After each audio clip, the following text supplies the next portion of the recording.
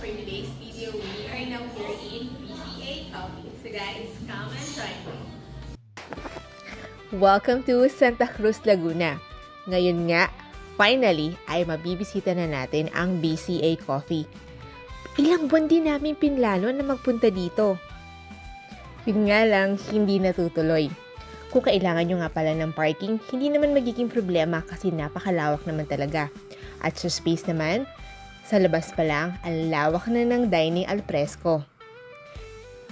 Pero syempre, doon tayo sa loob, doon tayo sa may aircon. Syempre, eto yung time para makatipid tayo sa kuryente. Dito tayo sa may aircon, guys. Gusto sana namin na sa taas pumwesto, kaya lang may naka-reserve na. Sayang, ang ganda pa naman sana dito. Na-imagine ko na pa man din yung mga gagawin kong pictorial habang nandito ko. Pero anyway, at least nakita ko pa rin, diba? Malawak yung area, kaya kung meron kayong mga event, pwede na kayong magpa-reserve para pagpunta kayo dito, hindi naman sayang, diba? So, kung trip nyo dito mag-meeting, o kaya mag-celebrate ng birthday, o kaya ng binyag, go ahead and mag-inquire na. So, pupunta na tayo sa baba. Pay as you order nga pala sila. So, titingnan muna natin ang menu bago tayo pumunta doon sa cashier. At eto na nga yung menu nila, from coffee, pastry, and rice meals. At kung gusto niyo namang isa-isahin yung product nila, pwede mo namang i-pause ang video ko.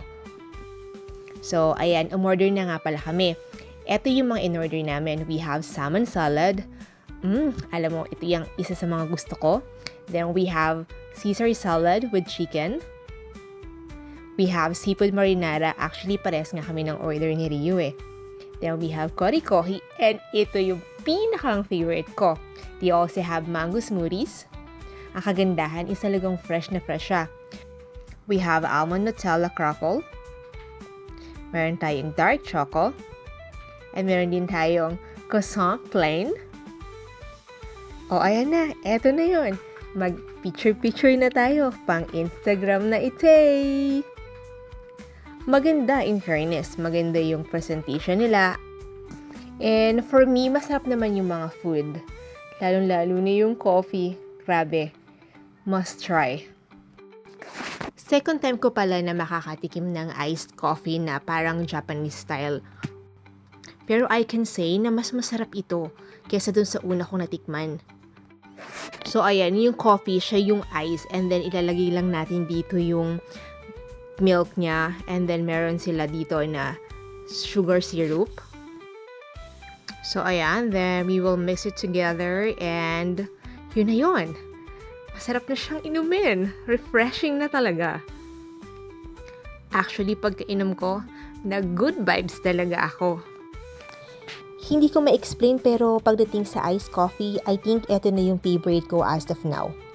Yung salad naman, I think salmon salad yung favorite ko, and I think my brother likes the Caesar salad. Parehas naman siyang masarap for me.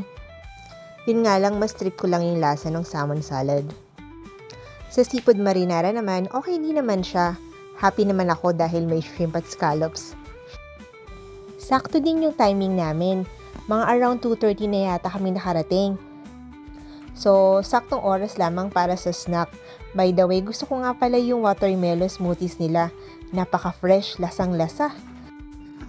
Okay naman yung lasa ng croffles, wala lang ako sa mood ngayon na magmatamis. And syempre, hindi mo mawawala ang pag-CR. So, isama na rin natin sa video. Bye! And as